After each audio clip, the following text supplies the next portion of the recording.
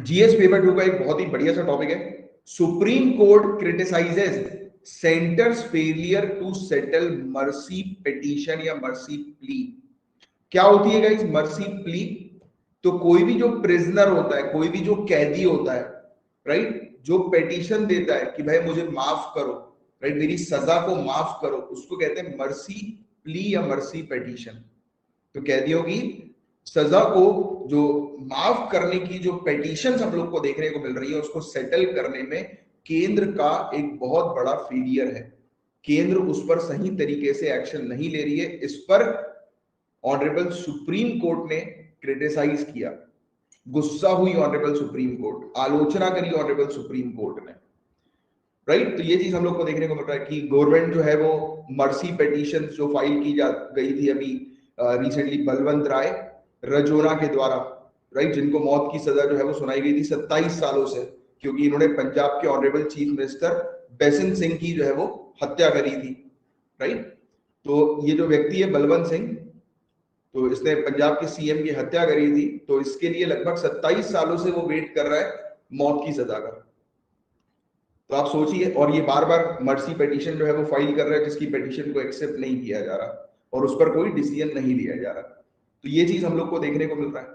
तो आइए हम लोग समझते हैं मर्सी पिटीशन यानी कि दया याचिका क्या होता है। ये आप लोग का एक इंपॉर्टेंट टॉपिक है जिससे रिलेटेड आपको जानकारी होनी चाहिए। करंट अफेयर्स में, न्यूज में क्या हमने पढ़ लिया, वो उतना कुछ खास नहीं, वो चीज एग्जामिनेशन में नहीं पूछी जाएगी, बट ये चीज इंपॉर्टेंट है, दया याचिका। तो डेफिनेशन देखो आप, mercy petition is the last resort of a person when all the remedies available to him or her under the prevailing laws and constitution are exhausted। किसी व्यक्ति के लिए जब प्रचलित कानूनों और संविधान के तहत उसके लिए उपलब्ध सभी उपचार समाप्त हो जाते हैं, तो उसे दया याचिका का अंतिम उपाय उसके पास होता है। मतलब कि एक व्यक्ति सभी पिटीशन लगा देता है, हर प्रकार की पिटीशन लगा लेता है अपने आप को बचाने के लिए या अपनी सजा को कम करवाने के लिए। जब सभी पिटीशन का कोई भी रिजल्ट उसको नहीं मिलता है, तो सिर्फ आखिरी उपाय उसके पास बचता है, वो है मर्सी पिटीशन। और मर्सी पिटीशन किसके पास जाती है? आपने पढ़ा है, ऑनरेबल प्रेसिडेंट के पास जाती है, राइट। अगर नहीं पढ़ा है तो ये चीज ध्यान में रखना, यहां पे क्वेश्चन पूछा जाएगा। तो मर्सी पिटीशन किसके सामने प्रस्तुत की जाती है, किसके सामने फाइल की जाती है? ऑनरेबल प्रेसिडेंट ऑफ इंडिया के सामने आर्टिकल 72 के तहत, और स्टेट के अंदर गवर्नर के सामने आर्टिकल 161 के तहत। तो ऑनरेबल प्रेसिडेंट और गवर्नर ही जो है एक व्यक्ति की सजा को खत्म कर सकते हैं, खारिज कर सकते हैं, माफ कर सकते हैं, राइट। तो आपको पता होगा, मैंने कुछ दिनों पहले भी इस टॉपिक से रिलेटेड कुछ टॉपिक्स जो है वो डिस्कस किए थे, राइट। सो जब भी डेथ सेंटेंस हम लोग को देखने को मिलता है, कोर्ट जब ऑर्डर पास करती है, एक व्यक्ति को मौत की सजा सुनाती है, राइट, तो उसको कंफर्म करती है कौन? High court. तो मर्सी पिटीशन जो भी मतलब यानी कि दया याचिका की मांग के लिए हम लोग को देखने को मिलता है, जो डेथ सेंटेंस सेशन कोर्ट जो पास करती है, तो उसको कंफर्म किया जाता है हाई कोर्ट के द्वारा। तो ये फैक्ट आप थोड़ा सा ध्यान में रखिएगा। और मौत की सजा प्राप्त जो अपराधी हम लोग को देखने को मिलता है, इसके पास सुप्रीम कोर्ट में अपील करने का विकल्प होता है। तो वो अपीलेट सिस्टम होता है जिसके बारे में आप जानते ही ऑलरेडी।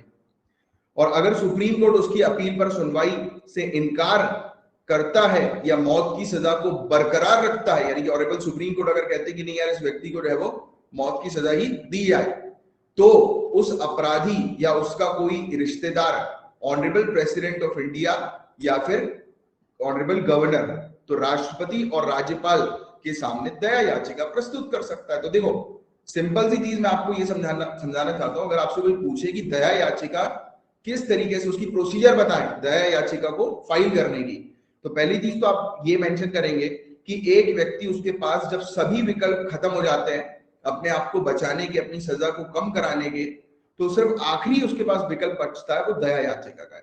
बट ये दया याचिका की एप्लीकेशन कहां से कहां तक होती हुई जाती है? तो सबसे पहले तो सेशन कोर्ट जो उसे मौत की सजा सुनाती है उसको कंफर्म करती है हाई कोर्ट, और फिर अगर हाई कोर्ट में भी उसका काम नहीं बनता है तो एक व्यक्ति ऑनरेबल सुप्रीम कोर्ट तक पहुंच सकता है। और अगर ऑनरेबल सुप्रीम कोर्ट के पास भी काम नहीं बनता है तो फिर दया याचिका डायरेक्टली कहां पर जाती है? ऑनरेबल प्रेसिडेंट या फिर गवर्नर के पास, राष्ट्रपति या फिर गवर्नर के पास। आर्टिकल जरूर याद रखना भैया, आर्टिकल 72 प्रेसिडेंट के लिए, आर्टिकल 161 गवर्नर के लिए, क्योंकि आर्टिकल से रिलेटेड डायरेक्ट प्रीलिम्स में क्वेश्चन बनता है, बात समझ में आ रही है? तो ये चीज हम लोग को देखने को मिलती है। अब देखिए, एक होता है पार्डन, राइट, क्षमा। तो इसमें अपराध के लिए व्यक्ति को पूरी तरह से दोषमुक्त या बरी कर दिया जाता है, यानी कि जिस व्यक्ति ने कोई भी अपराध किया, कुछ समय तक उसने सजा काटी है जेल में, तो उसको बरी कर देते हैं, उसको मुक्त कर देते हैं, और उसे एक सामान्य नागरिक की तरह मुक्त रहने की आजादी मिल जाती है, एक नॉर्मल सिटीजन की तरह वो फ्री हो जाता है, राइट। तो ये चीज हम लोग को देखने को मिलती है पार्डन की शक्ति में, जो किसके पास हम लोग को देखने को मिलती है, ऑनरेबल प्रेसिडेंट प्रोवाइड कराता है। और फिर एक Kehar Singh versus Union of India के केस के बारे में बात करें तो इस मामले में ऑनरेबल सुप्रीम कोर्ट ने अपना मत दोहराते हुए कहा कि राष्ट्रपति द्वारा क्षमा दान देना शासनानुग्रह यानी कि एक्ट ऑफ ग्रेस का कार्य है, एक्ट ऑफ ग्रेस, कि pardon by president is an act of grace and therefore can not be claimed as the matter of right. तो ये अधिकार नहीं है बॉस। देखो, मर्सी पिटीशन फाइल करना, ठीक है, आप कह सकते फाइल कोई भी कर सकता है, सभी का अधिकार है एप्लीकेशन फाइल करना, बट मिलना ये एक व्यक्ति का राइट नहीं है, ये एक व्यक्ति का अधिकार नहीं है, ये ऑनरेबल प्रेसिडेंट ग्रेस के थ्रू दे सकते हैं।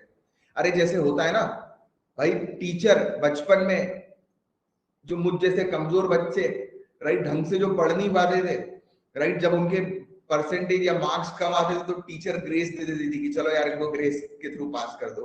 ऐसा होता है ना, जो कमजोर बच्चे होते हैं उनको टीचर पास कर देती है ग्रेस के थ्रू। तो ये वही है, ये एक्ट ऑफ ग्रेस है, राइट, ना कि कोई व्यक्ति के अधिकार जिसको वो क्लेम करे। तो ये चीज ऑनरेबल सुप्रीम कोर्ट ने केस में क्लियर करी। तो मैं उम्मीद करता हूं मर्सी पिटीशन क्या होती है, दया याचिका क्या होती है, इसका प्रोसीजर क्या होता है हासिल करने का, ये आपको समझ में आ गया होगा। और ऑनरेबल सुप्रीम कोर्ट ने भी लताड़ा है, राइट, केंद्र सरकार को, भी केंद्र सरकार डिसीजन नहीं ले पा रही है, एक व्यक्ति को मौत की सजा सुनाई जा रही है, लगभग 27 सालों से वो वेट कर रहा है क्योंकि उसने चीफ मिनिस्टर, पंजाब के चीफ मिनिस्टर का जो है वो कत्ल किया था, तो उस पर ये केस चल रहा था। क्लियर?